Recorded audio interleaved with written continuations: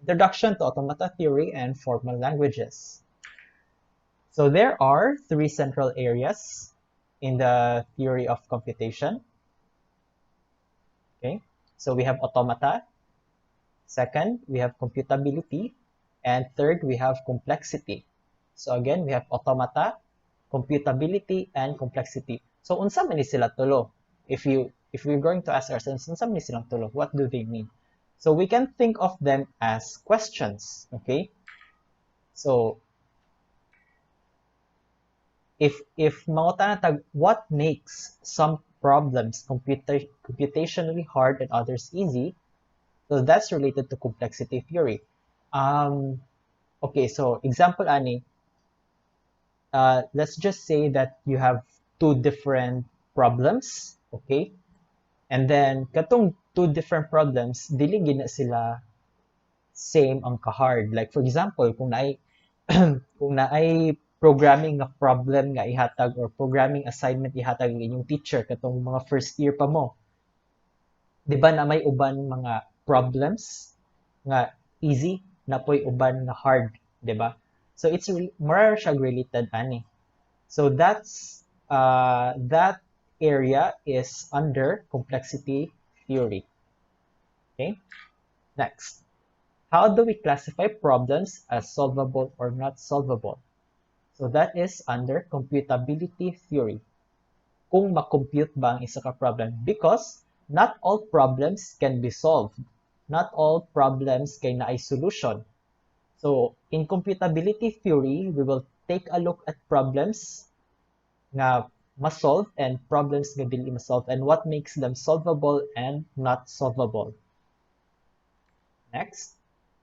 How do we define mathematical models of computation? So that's answered by automata theory. So kani mga mathematical model of computation, just think of it as computers. But instead of computers nga kanang inyong gakahawiran or gakahawiran or gina-interact with, kani sila mga mathematical model, abstract ni sila, dili ninyo makita. Okay?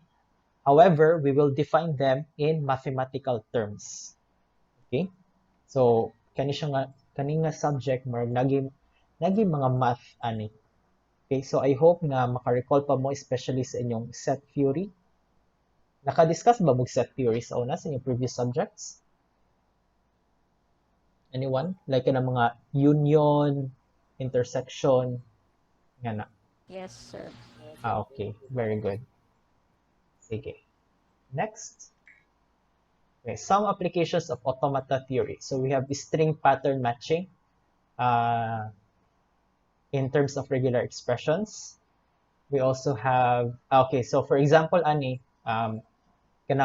let's just say for example, ga code ka, unya, taas na kay imong code, and then nakay gusto pang itaon nga part or section sa imong code. So pwede ba ka mag-control F, and then pag control F nimo mag-type lang din ka kung unsa nga string or kung unsa nga pattern ang imong gusto pang itaon. So mo na siya direct string pattern matching. Next, we also have programming languages and compilers. We have context-free languages or grammars.